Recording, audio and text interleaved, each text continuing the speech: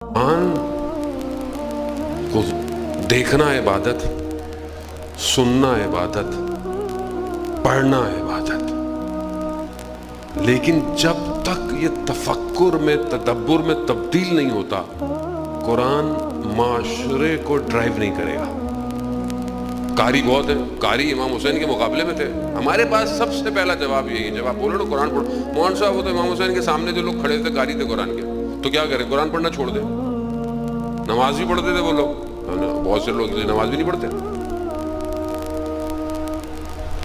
ناطق قرآن جب جنگ میں نیزوں پر خالی ڈبے تھے، وہ قرآن بھی نہیں تھا، اٹھایا، لوگ ہل گئے، مولا قرآن قرآن۔